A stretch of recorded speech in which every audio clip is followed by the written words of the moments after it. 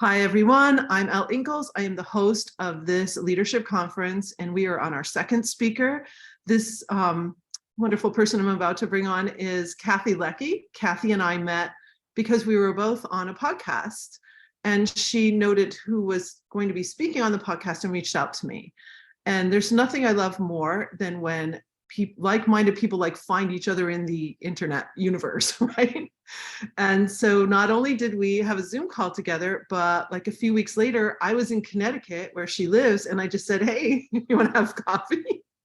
So we met in person, and we didn't even talk business, which I thought was so cool. It was like we were old lost friends or something. We just went right into personal. And Kathy is a self-care coach. I'm going to have her introduce herself and just dive into some content with us, because she's got a very cool book that I have a copy of because she gifted it to me, which was so lovely. And I'm just really grateful also to be in her community, which is called The Outlier Project, which you can share about as well, Kathy, when you come on here. And so welcome. Thank you so much, Elle. I had a bit of a plan of what I wanted to talk about today, and then that plan went out the door when I heard Ryan talking. He was so fantastic and brought up a lot of points about just showing up authentically and letting it happen as it should. And a lot of the things that he was talking about is different terminology for the same things that I talk about in my self-care coaching. And he talked about his divine intervention when he was pushed out the door.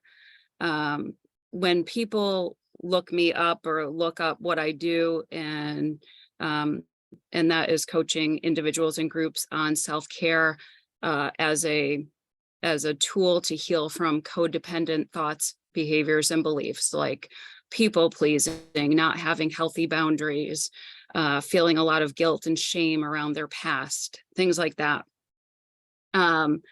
They're usually coming to these events, or they're looking people like Ryan or myself or some of the other speakers up because things are not going well for them right now. And I thought about the no pressure living. There was a time in my life when all I felt was pressure. I started out, the story kind of starts out, 10 years ago when I had this, what I thought was a perfect little family in the perfect little Shoreline, Connecticut town, and everything was the way I had always dreamed it would be. And then divine intervention came along. My now ex-husband ended up going to jail, leaving me as a single parent to 3 teenagers, completely financially responsible for financially and emotionally responsible for them and myself. And so all I felt at that time was pressure to keep them above water, pressure to put food on the table.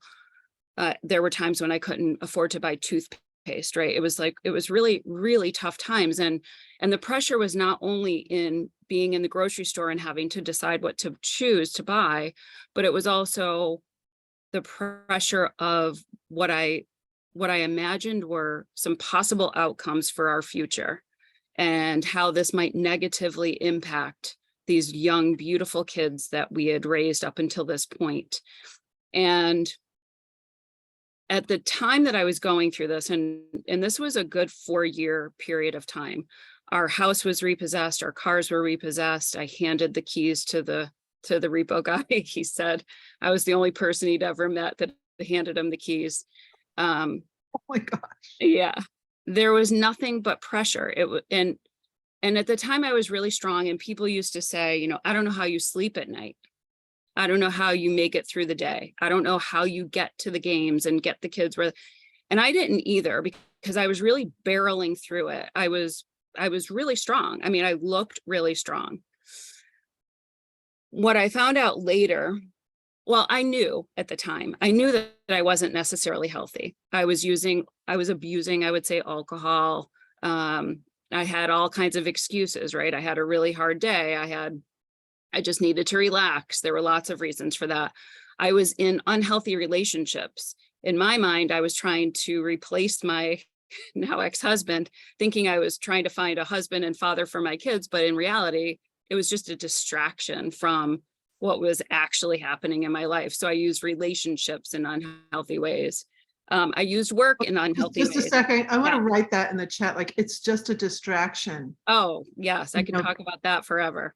that is, I All of think the it's really distractions. huge. Like, I think we do, whether it's Netflix binging or like, what Yes. is the distraction? Because we can't deal or whatever. That's Well, I talk about the drinking and the relationships because there's so much shame around those things for myself, that I've let go of, but for other people. And so there are all these other benign things like Netflix or your phone, shopping.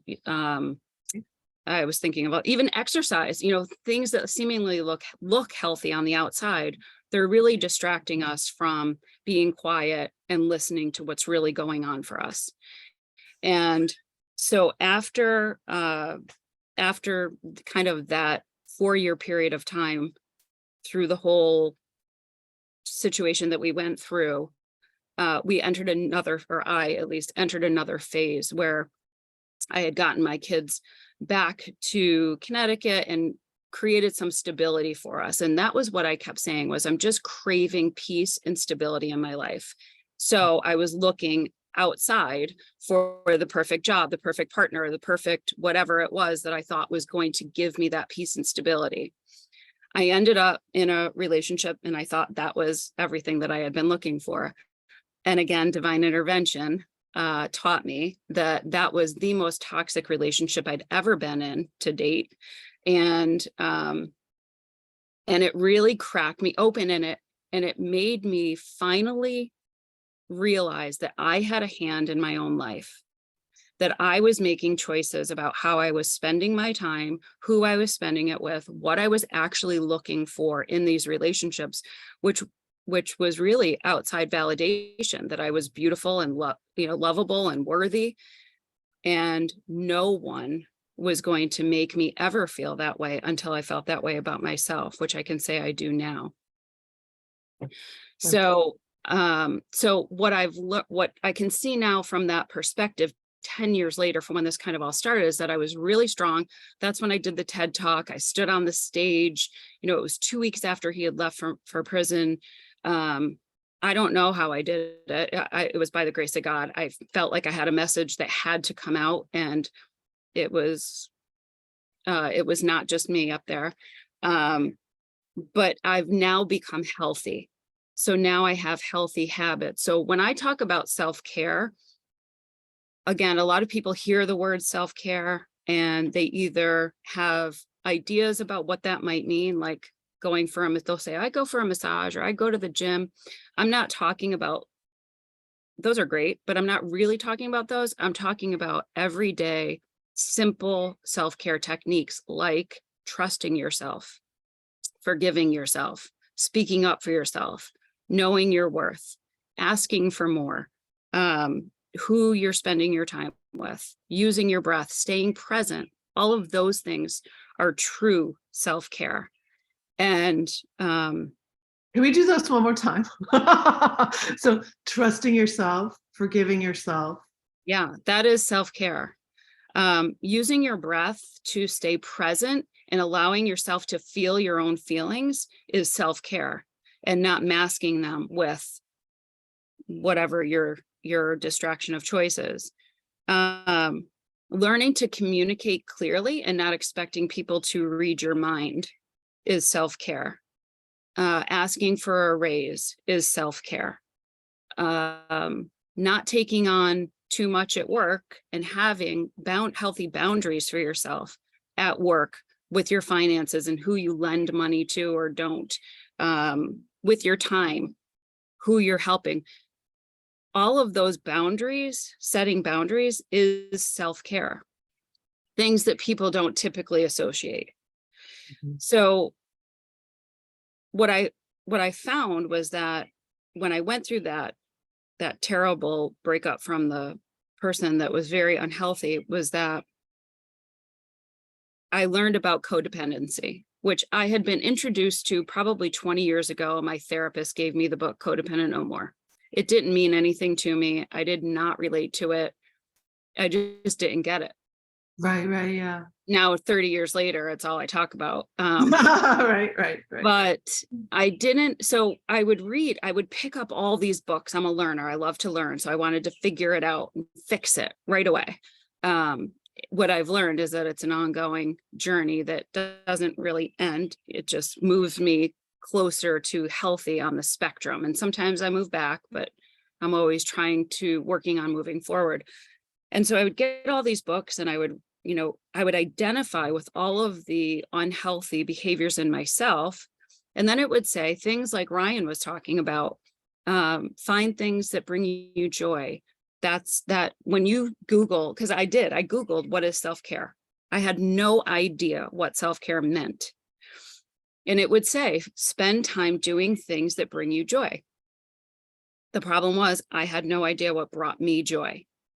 I was so consumed with taking care of my kids and work and just making it through the day that I wasn't taking any time to notice or to spend for myself. So I had to start noticing. I had to start looking around. I had to start paying attention to when something made me just smile for no reason, or something that I was doing that just made me feel good. And I would start keeping these notes on my phone, because a week later I might be in a little bit of a funk and not know how to get out of it. And so I would actually have to go to my own notes to remember what made me happy. It I love wasn't, it. yeah, I it love wasn't it. a routine. It wasn't second nature to me to say, oh, I'm not in a great mood. Let me go for a 10-minute walk and just get my energy moving. I didn't have that yet. Yeah. So I referred to my own notes until they became like, until I knew what my little toolkit was. The same thing for just, I literally wrote, I had a little Post-it note on my desk that said, how do you feel? And I had one that said, what do you think? And I had to read them and look at them and ask myself those questions, because I was not used to knowing what I thought or what I felt or what I believed in. And even if I did, I would never express it because somebody else might disagree with it or think Oh, that it's dumb or, and you wouldn't belong. judge me in some way.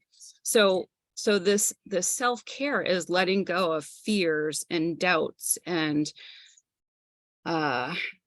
insecurities. And that is where that's how I'm living without pressure, because all of that pressure that I had was actually self-created. I was imagining a future that didn't exist, and I was imagining it happening in negative ways. None of those things are true. My youngest is in, freshman in college for nursing. Like, my kids are in good shape. And so all of that pressure was self-created. If I was worried about not being able to buy food the next week, I had to remind myself to look at that day. Today we have enough. Oh my gosh. And right. And so, so being present and just staying in what's real and true, not in the past, regretting what happened, things that I might not have seen earlier, decisions that I made, all of that stuff was in the past. And if I let it, it was creating tremendous pressure in my day, in my day. And then the same for the future, just letting go of that, knowing that I'm doing the best that I can do each day. And that over time, that turns into the life that I have now, that I love. Mm-hmm. Yeah. I'm thinking about what gives you joy. And I remember going back to when my kids were younger, the two older, when they were in middle school. I went to the head coach of the track team. He was putting together a new coaching group. It was a huge middle school program. And I said, hey, I'd really love to assistant coach with you. So he and I became like the top two coaches. So he was the head coach. I was the next assistant coach. That 6 hours at a track meet gives me incredible joy. Like, I am in my element. I'll spend all day at a baseball tournament watching someone else's kids. They don't even have to be mine. Like, I realized just how much that gave me incredible joy. I drove to watch one of my clients play volleyball. She's 14. She's like, I can't believe you came to see me play. I'm like, I want to see you play, like, it's like, what gives you joy? That's a really cool question. And I hadn't thought of it in terms of like, it instantly popped in my head. Oh, that gave me so much joy. You know what I And mean? the answer is different for everybody. There are plenty of people that would never want to go to that game. They would do anything besides go to that game and stand Exactly. on a field, right? So it's completely individual. For some Yes. people, it could be, fencing. It's like the possibilities are endless. It's just finding what works for you, Yeah. and Yeah. and again, not being afraid of the judgment. If you like to do something that you're afraid of what other people might think, that's where that fear and that fear of judgment and codependency comes in. Yeah. Do your thing. Yeah. I remember this lovely young woman hennaed me once. Like, she hennaed me. Yeah. And I had to go to this presentation and I was all hennaed. I was so judged. Like, I could feel it. I think it was about 55 at the time, like just hennaed all over. Yeah.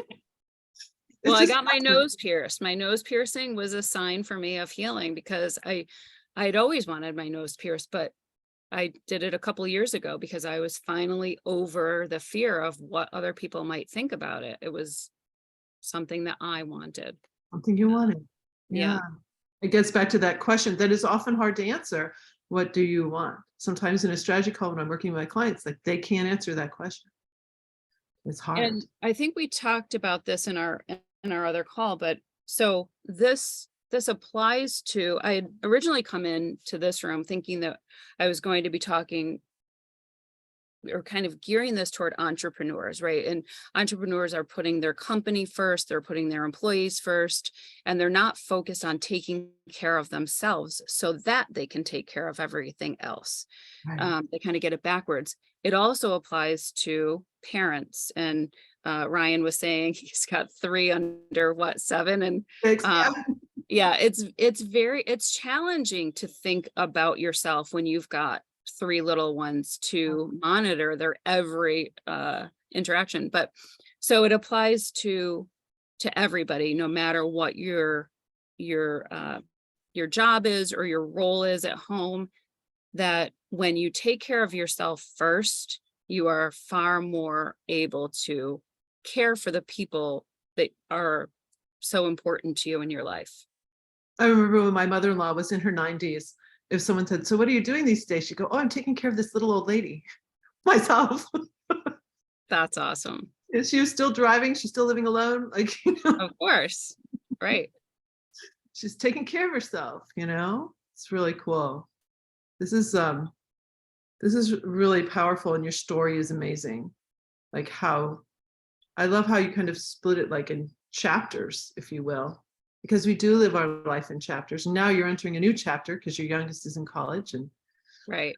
Absolutely. And so I have a lot of time. Even last year when she was in high school, she was an athlete. And so a lot of my time was going to games and practices and, you know, but so now I have more time. So I've started painting, ended up taking a painting class. I'm doing more yoga. I'm able to make the choices for myself, and it feels really good. that's really cool. So I know you have a book. Share a little bit about like how you help people and what your programs are like. Anything you want to share there, and also Outlier, if you want to talk about the Outlier project too. Sure. So the book was actually created by that list on my phone that I was keeping. I started keeping track of the things that brought me joy, and then I started keeping track of things that I did that weren't so horrible. That was how I started out. I was trying to build a case in my mind that I wasn't that bad. I couldn't say that I was good. It was a struggle with feeling good enough, but I could at least say, well, I wasn't that bad because I didn't do this or I did do that. So I started keeping these lists, times that I proved to myself that I could trust myself or that I was proud of myself. A lot of people would say to me, I'm so proud of you for what you're doing and how you're doing this, but I was not proud of myself. And that was a major, major change for me in this healing work, was being able to say, to look back and say, I'm really proud of what I've done. So, so I started coaching groups and then individuals, and we go through a 12-week class that touches on each topic, like trusting yourself, forgiving yourself, communication. Denial is one of my favorites, talking about how we stay in a state of denial to protect ourselves, but the damage that we do unknowingly. And so with my clients, I would say, bring a journal to class, because thoughts will come up and things will come up. And as soon as they come up, they might disappear. So write them down. And then I would start saying, well, what brings you joy? And so I ended up putting this book together with it's a compilation of lists of things to consider. Uh-huh. Your wants, the things that you want in your life, the things that you love most in your life, your go-to friends, your go-to strategies, things like that. And so it's called my self-care shet. And it's a workbook. And I actually, part of putting that book out was just really a lesson, or an example of my own healing from codependency, because I did it. I put it out there into the world and let it be judged however it was going to be judged. Just the fact of, I picked the colors for it, I picked the font. I had to make these decisions, which might seem trivial to someone else, but when you're constantly worrying about your decisions and how they might be perceived by someone else, it's very difficult. Yeah, So, I'm gonna. Do you worry about your decisions?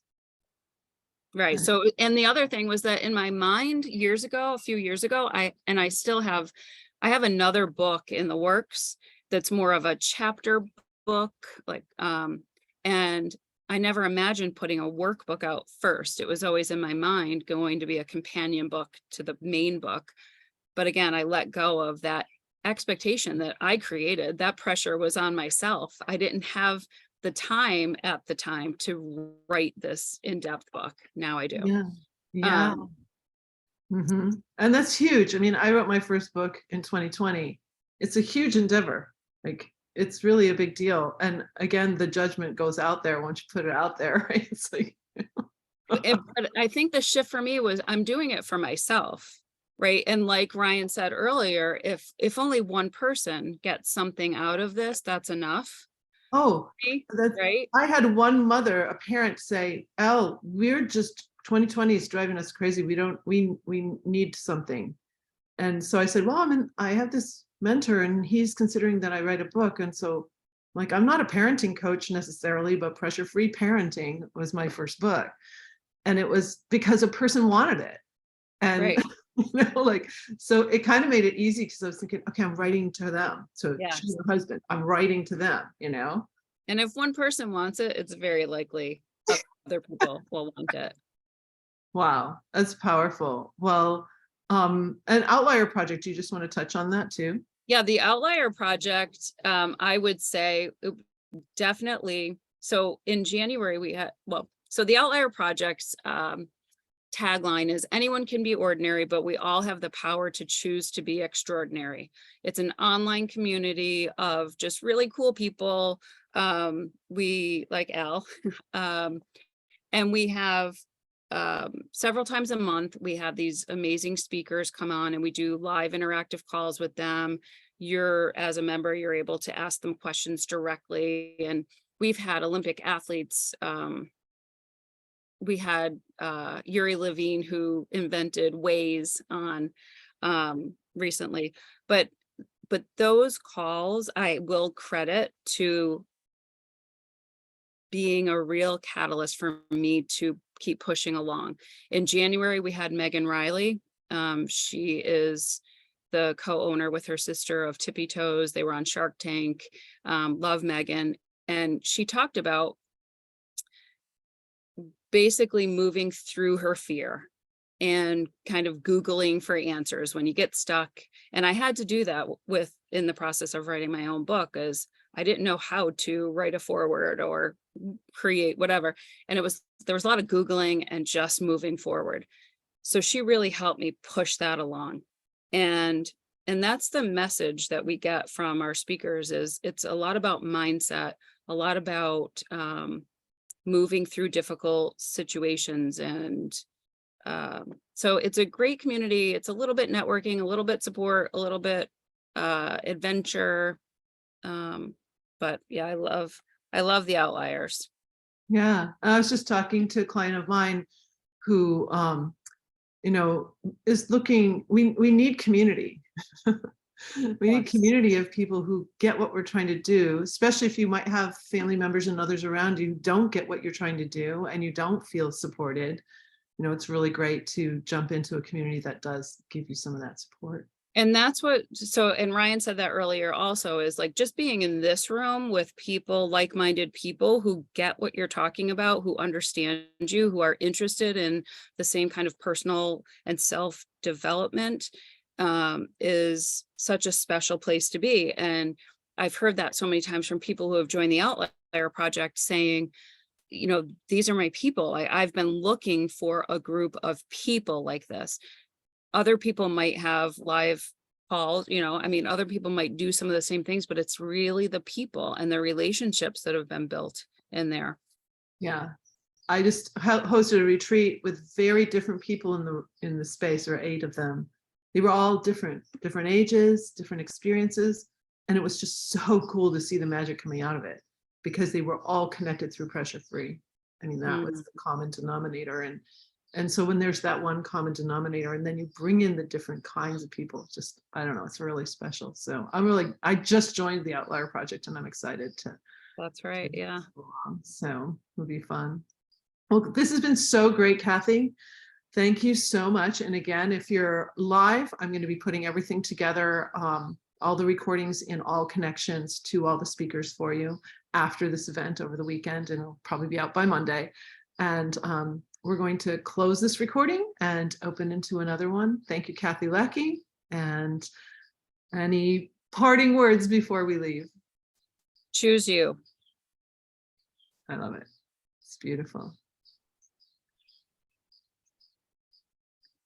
Okay. Thank you so much. That was great.